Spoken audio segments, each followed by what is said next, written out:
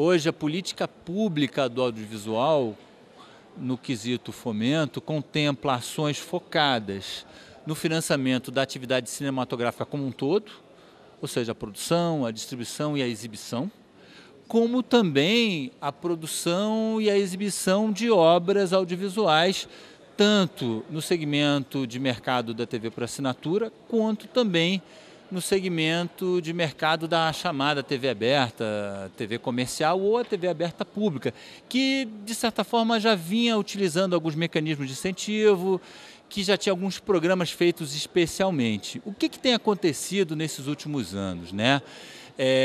Todo aquele arcabouço regulatório que dava sustentação a uma política de fomento focada ao desenvolvimento e à criação de títulos cinematográficos foi também posto à disposição da atividade televisiva, sendo que ampliado.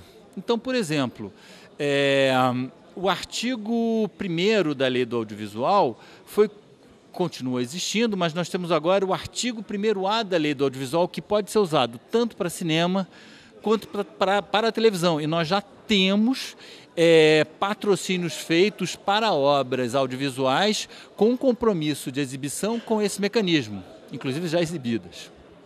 Da mesma forma, com o conhecido artigo 3º da Lei do Audiovisual, que também podia ser utilizado para telefilmes, para séries, mas era fundamentalmente usado para filmes de longa-metragem. Hoje, nós temos acumulados aproximadamente 40 milhões de reais ligados às televisões brasileiras ou às subsidiárias de televisões internacionais aqui no Brasil, para serem colocados em séries de televisão, seja de dramaturgia, seja de animação. Algumas delas, inclusive, já foram veiculadas.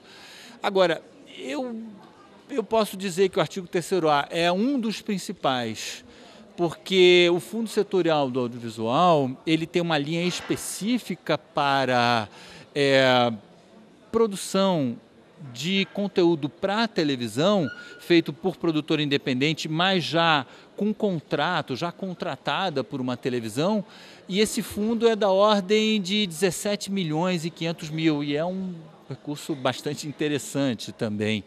Como também nós temos FUNCINES, né, Fundo de Desenvolvimento da Indústria Cinematográfica Nacional, que permitem um investimento em obras audiovisuais ou ainda empresas que tenham na sua política de investimento conformação de carteiras de obras para a televisão.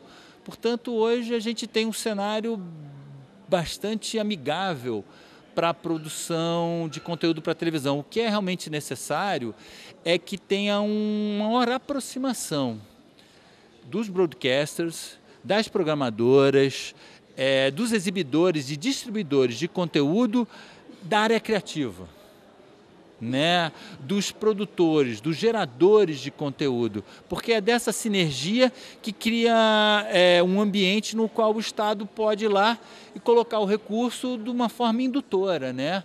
Para que todas essas obras encontrem os seus canais de divulgação, ou seja, os canais que vão tornar possível, né, a arte audiovisual brasileira ser absorvida, de ser degustada pelo público brasileiro e não apenas o público brasileiro. Muitas das coisas que têm chegado para a gente e que a gente tem incentivado, inclusive em sinergia com o próprio BNDES, através do Procult, né? Toda a linha do Procult para a televisão de coprodução internacional, ela está atrelada a recursos incentivados, ou seja, um recurso não reembolsável do artigo 1º da Lei do Audiovisual, alavancando um financiamento reembolsável do BNDES, algo que já acontece também no cinema. No caso dos contratos, né? As empresas que têm contratos de recurso incentivado, como o artigo 1º, o artigo 3º, para a produção de filmes de longa-metragem, eles têm feito adiantamento de receita futura, tendo como garantia esses contratos. Então, isso que já existia para cinema pode ser também utilizado para televisão, como já vem sendo utilizado o Procult para a televisão, de coprodução internacional utilizando o artigo 1º-A.